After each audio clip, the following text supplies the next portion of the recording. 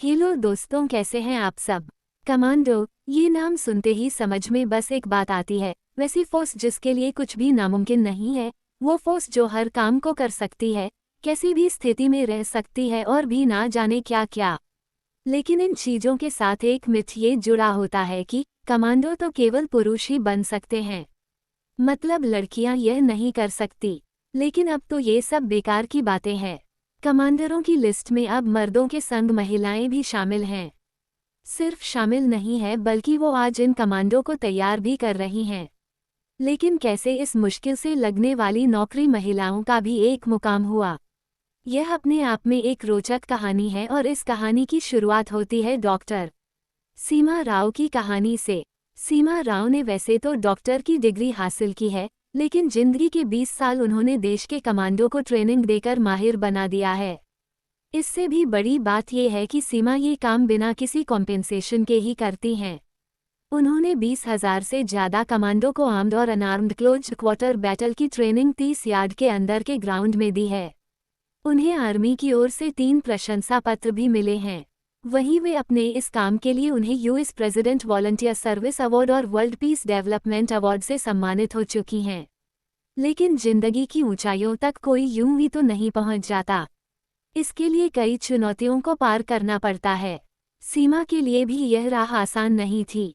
सीमा अपनी इस कहानी को वीकनेस से स्ट्रेंथ तक की जर्नी के नाम से बताती हैं। सीमा राव और उनकी वीकनेस से स्ट्रेंथ तक की जर्नी के 3 किस्से। सीमा अपने कमांडो ट्रेनर बनने के बारे में बताते हुए कहती हैं कि उनके अंदर देश के लिए कुछ करने की प्रेरणा सबसे पहले अपने पिता से मिली, जो एक स्वतंत्रता सेनानी थे। सीमा कहती हैं कि उनके द्वारा सुनाई गई उनकी खुद की कहानियां उन्हें खूब इंस्पायर करती थीं, जिसमें से एक कहानी थी उनके जेल से भागने की और मांडवी नदी को तैर के पार करने की। इस कहानी ने उन्हें बहुत इंस्पायर किया। लेकिन मार्शल आर्ट में वो अपने पति के कारण आईं, जो उस समय उनके साथ ही मेडिकल कॉलेज में थे। उनके पति उस समय मार्शल आर्ट की ट्रेनिंग लेते थे। उन्हीं के कहने पर सीमा ने मार्शल आर्ट की ट्रेनिंग शुरू की। मार्शल आर्ट ट्रेनिंग के इसी दौर का एक किस्सा सुनाते हुए सीमा बताती हैं कि एक बार वो और उनके पति ट्रेनिंग कर रहे थे और उसी समय कुछ लोफर लोगों की ओर से उनके ऊपर भद्दे कमेंट किए गए। उस समय तो हमने ट्रेनिंग को जारी रखने के लिए कुछ नहीं भी जवाब नहीं दिया। लेकिन इसके बाद जब ट्रेनिंग खत्म हुई तो रास्ते में जाते समय कमेंट करने वाले वही लोग मिले। गुस्सा तो था ही, और उस पर मेरे पति ने मुझे हिम्मत देते हुए मुझे आगे करते हुए कहा कि ये तुम्हारी लड़ाई है। सीमा के मन में उस समय बहुत कुछ चल रहा था, लेकिन वो सीधे उन लोगों की ओर बढ़ते हुए जा रही थीं। देखते ही देखते वहां एक फिल्मी सीन क्रिएट हो गया।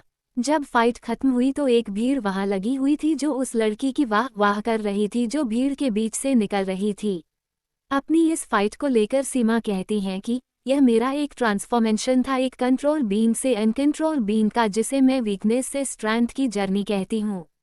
जंपिंग वीकनेस से स्ट्रेंथ की जर्नी के बारे में एक और किस्सा बताते हुए कहती हैं कि वो अपने पति के साथ हर सुबह बीच पर जाया करती थी। उस बीच पर एक 15 फीट का गड्ढा था। एक बार वहां पर उनका मोबाइल फोन गिर गया। इस पर वे गड्ढे में कूद गए। फिर मुझे कहा कि तुम भी आ जाओ। सीमा बताती है कि ये भी मेरे लिए एक बड़ा चैलेंज था। दिमाग का एक हिस्सा कूदने की बात कह रहा था तो वहीं दूसरा कह रहा था कि नहीं मत कूदो, तुम कूदोगी तो बहुत चोट लगेगी। इसी कश्मकश को दरकिनार कर सीमा ने छलांग लगा दी।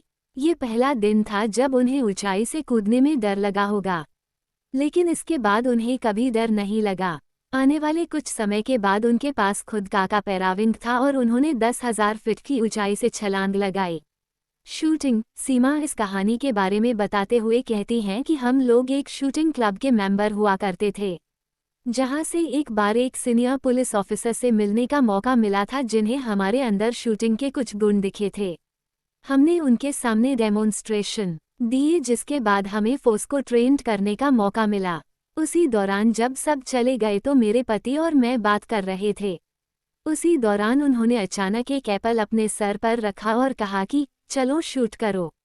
मुझे लगा ये कोई मजाक है, लेकिन उन्होंने कहा कि नहीं, ये कोई मजाक नहीं है, तुम एक ट्रेनर हो और तुम इसमें कैसे हेजिटेट हो सकती हो। सीमा बताती है कि कांपते हाथों से मैंने वो निशाना लगाया था निशाना लगा भी। लेकिन इसके बाद मैंने उन्हें फिर से एक एप्पल सर पर रखने को कहा और इस बार मैंने निशाना अपने मजबूत हाथों की बदौलत लगाया और नतीजा पहले से ज़्यादा सुख देने वाला रहा। सीमा राव को ट्रेनिंग देने उनके गुरु खुद आए भारत। सीमा बताती हैं कि उन्होंने मार्शल आर्ट की, ब्लैक बेल्ट जीती, क्री बॉक्सिंग भी की, रेसलिंग भी की। लेकिन उनकी रुचि इन सबसे ज़्यादा ब्रूस जी द्वारा शुरू किए गए आर्ट, जीत कूंडो को सीखने का था। इसके लिए उन्होंने उस समय इसे सिखाने वाले एक टीचर से संपर्क किया, जो किसी दूसरी कंट्री के थे। सीमा बताती हैं कि एक बार वे पास के ही किसी देश में थे तो मैंने उनसे मिलने का मन बनाया। जब बारी वीजा लेने की आई तो यहाँ सीमा को उनसे पूछे गए सवाल पसंद नहीं आए। सीमा बताती हैं कि जब मैं वीजा के लिए इंटरव्यू दे रही थी तो वहाँ मुझसे पूछा गया कि मैं 5 रीजन बताऊं कि क्यों मैं अपना देश छोड़ के उनके देश में जाना चाहती हूँ। सीमा बताती हैं कि ये सवाल मुझे मेरे पेट्रियोटिक नेचर के विपरीत लगा और मैंने उस इंटरव्यू को छोड़ दिया। जाहिर सी बात थी कि सीमा को इसके बाद वीजा नहीं मिलने वाला था। लेकिन सीमा की चाहत थी कि उन्हें जीत कूंडो सीखना है। तो उन्होंने फिर से अपने टीचर से बात की और सारी बात बताई। सीमा की माने तो इसके बाद उनके टीचर खुद भारत आए, 4 सप्ताह तक यहाँ रहकर मुझे ट्रेनिंग दी। इसी ट्रेनिंग की बदौलत सीमा जीत कूंडो में आज दुनिया में सबसे हाईएस्ट स्कोरिंग वुमेन हैं और सीनियर मोस्ट इंस्ट्रक्टर भी हैं। सीमा मानती हैं कि हमें एक जगह पर स्थिर नहीं रहना चाहिए, हमें हर समय अपने आप को अपग्रेड करते रहना चाहिए। वे कहती हैं कि मैंने पुलिस के साथ काम करना शुरू किया, फिर स्टेट रिजर्व पुलिस, उसके बाद army, paramilitary, air force, NSC, SPG, navy और कोर बैटल स्कूल के लोगों को ट्रेनिंग दी। मैं हमेशा ये चाहती थी कि मैं एलिट फोर्सेस को ट्रेनिंग दूं और मैंने ऐसा किया भी। सिर्फ हार्ड कामों में नहीं, सॉफ्ट वर्क में भी आगे हैं सीमा राव। सीमा बताती हैं कि रियल लाइफ शूटिंग से वे रियल लाइफ शूटिंग तक भी पहुंची। इसकी शुरुआत मिस इंडिया वर्ल्ड से हुई और वो इस कॉन्टेस्ट की 5 फाइनलिस्ट में से एक रही थी। इतना ही नहीं, सीमा ने एक शॉर्ट फिल्म भी बनाई है।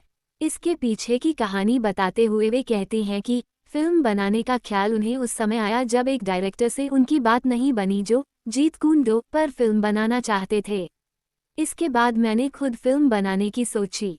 सीमा ने वुमेन एम्पावरमेंट के ऊपर महाभारत पर बेस्ड एक मूवी बनाई थी जिसे दादा साहेब फाल्के फिल्म फेस्टिवल में जूरी एप्रिसिएशन अवार्ड मिला था।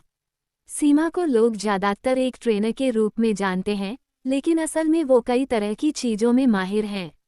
एक ट्रेनर से ब्यूटी कॉन्टेस्ट के फाइनलिस्ट तक और फिर एक फिल्म निर्माता की भूमिका में खुद को ढालना आसान काम नहीं है। सीमा महिलाओं के लिए एक इंस्पिरेशन है।